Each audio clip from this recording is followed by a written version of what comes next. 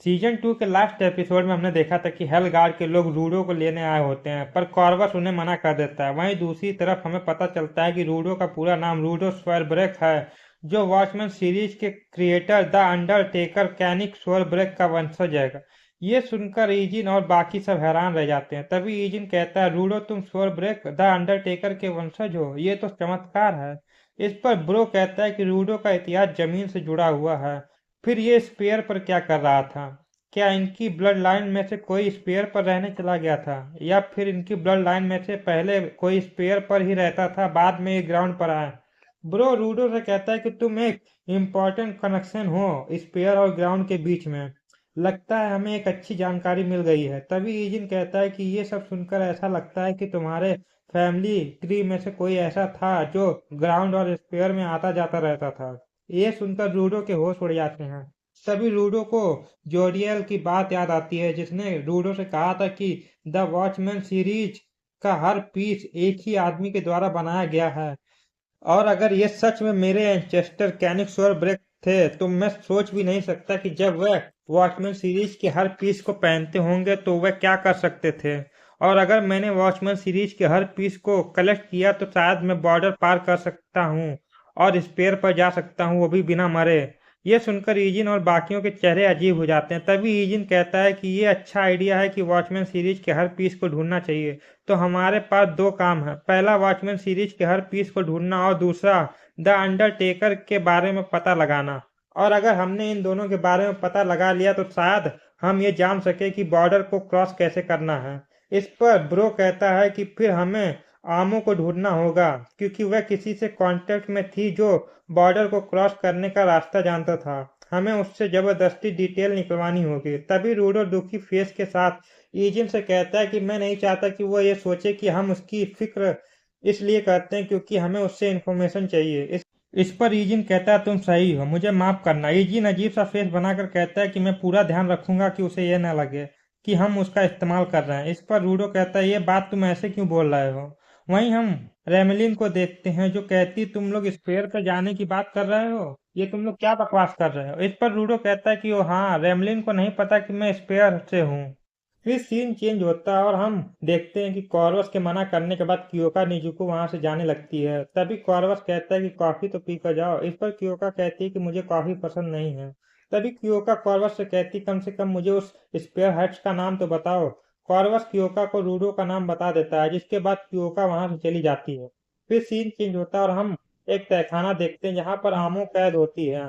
कोई आमो को कैद कर लिया होता है। बेचारी आमो कैद में चिल्ला रही होती है, पर उसकी मदद के लिए कोई नहीं होता है। एमो रूडो को याद कर रही होती है।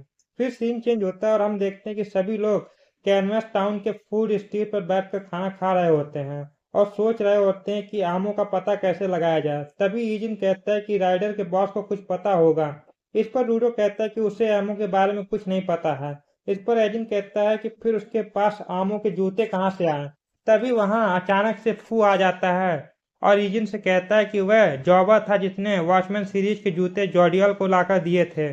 फू को देख के सभी के होश उड़ जाते हैं। ईजिन फू पर अपना छाता तान लेता है। ईजिन कहता है कि तुम इस टाउन के अंदर कैसे घुसे और तुम एक राइडर हो। इस पर फू कहता है कि मुझे उसमें से निकाल दिया गया है। पर फू को ये समझ नहीं आया कि ईजिन ने ये क्यों पूछा कि तुम इस शहर के अंदर कैसे आए। तभी रैमलिन उसे बताती है कि कोई भी गलत इरादे के साथ इस शहर में नहीं घुस सकता है। इस पर ईजिन कहता है कि अगर तुम्हारा कोई गलत इरादा नहीं है तो तुम यहाँ क्या कर रहे हो। तभी फू ईजिन के सामने सर झुकाता है और कहता है कि मुझे अपना चेला बना लो। इस पर ईजिन कहता है, ये तो हो ही नहीं सकता। इस पर फू कहता है कि मैं एक राइडर था, इसलिए फू कहता है कि मेरा विश्वास कीजिए, मैंने राइडर को छोड़ दिया है, इसलिए मुझे अपना चेला बना लीजिए। तभी ईजिन फू से कहता है कि तुमने अभी कहा कि जॉबर वह जूते लेकर आया था। इस पर फू कहता है हाँ। फिर ईजिन फू से पूछता है कि क्या तुमने कुछ और सुना था। इस पर फू बताता है कि जब जॉबर जूते लेकर आया तब वहां एमो नहीं थी, इतना ही जॉबर ने कहा था। ये सुनकर रूडो निराश हो जाता है और कहता है कि इससे हमें कुछ नहीं पता चलेगा। काश हमारे पास आमो का चोकर होता तो उससे कुछ पता चलता। इस पर फू कहता है कि जिस इंसान ने चोकर को बनाया हो सकता है कि वह एक गिवर हो जो वॉचमैन सीरीज का हिस्सा भी हो। ऐसा कहते हुए मैंने जोडियाल को सुना था, और अगर उस इंसान को ढूंढ ले तो हो सकता है कि हम आमो का चोकर भी ढूंढ ले। इस पर ईजिन कहता है तुम्हारे मुंह में जो आ रहा है वो तुम बोल दे रहे हो। कौन इतनी आसानी से इन्फॉर्मेशन देता है? या तो एक बेवकूफ या फिर एक झूठा इंसान। इस पर फू कहता है कि ये सच है, क्योंकि जिस ट्रांस बीस्ट को आपने खत्म किया वह एक एक्सपेरिमेंट था, ये पता लगाने के लिए कि क्या चोकर गिवर की पावर से बना है, और ये सब सच है। इसलिए मैं आपसे फिर से कहता हूँ कि मुझे अपना चेला बना लीजिए। इस पर ईजिन कहता है हाँ तू तो एक बेवकूफ ही है। तभी रूडो कहता है कि ये चोकस वॉचमैन सीरीज के साथ बना था। तभी ईजिन खड़ा होता है और कहता है कि मुझे ये कहते हुए नफरत हो रही है, पर हमें चीजों को क्लियर करना होगा, इसलिए अब हमारे पास कोई चांस नहीं बचा है। हम सभी को इन्फॉर्मेशन कलेक्ट करने के लिए ब्रोकर के पास जाना होगा और उससे ये सब पूछेंगे। तभी ब्रो खड़ा होता है और एजेंट से कहता है तुम्हारा दिमाग खराब हो गया, तुम जवाब ढूंढने के लिए पेन इन द पंटेला जाना चाहते हो? ये बहुत खराब आइडिया है। तभी एजेंट रूडो से कहता है कि अगर तुम्हें इन्फॉर्मेशन चाहिए तो तुम्हें उसकी कीमत चुकाने के लिए भी तैयार रहना होगा। फिर सीन चेंज होता है और हम जोडियाल को देखते हैं, जो अपने साथी से कहता है कि वह लोग इन्फॉर्मेशन के लिए जल्दी ही ब्रोकर के पास कांटेक्ट करेंगे। फिर सीन चेंज होता है और हम रेमलिन को देखते हैं, जो अपने स्पेल कास्टर की परंपरा को पूरा करके ऑफिशियली स्पेल कास्टर बन गई होती है। फिर हम ईजिन और रूडो को देखते हैं। ईजिन रूडो से कहता है कि तुम यहाँ रहकर कुछ और मजे करना चाहते हो? इस पर रूडो कहता है नहीं, मुझे वॉचमैन सीरीज को ढूंढना है और आमो को भी। क्या तुम इसमें मेरी मदद करोगे? एजिन इस पर कहता है कि मुझे खुशी होगी। तभी हम फू को देखते हैं, जो छुपकर एजिन को देख रहा होता है। तभी रूडो कहता है कि ये अभी भी यहीं पर है। इस पर फू कहता है कि एक चेला अपने मास्टर का पीछा दुनिया के कोने तक करता है। तभी ईजिन फू से कहता है कि तुम्हें मेरा चेला बनने के लिए हमारा भरोसा जीतना होगा।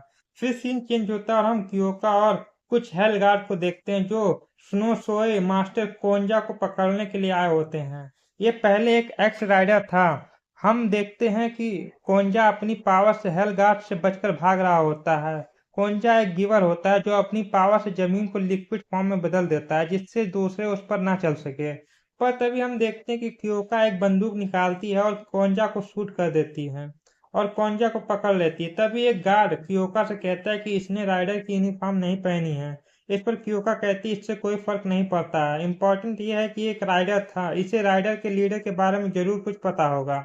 फिर क्योका जांका का नाम लेती है और कहती है कि जांका, मैंने तुम्हें समझाया था कि गिवर मत बनना, कहीं तुम्हारी हालत भी ऐसी ना हो जाए। अब आप सोच रहे होंगे कि ये जांका को कैसे जानती है, तो मैं आपको बता दूं कि जांका और क्योका भाई बहन हैं। और इसी के साथ ये एपिसोड यहीं खत्म होता है। वीडियो अच्छी लगी हो तो वीडियो को लाइक करें, शेयर करें और चैनल को सब्सक्राइब करना ना भूलें। मिलते हैं इसके अगले एपिसोड में, तब तक के लिए धन्यवाद।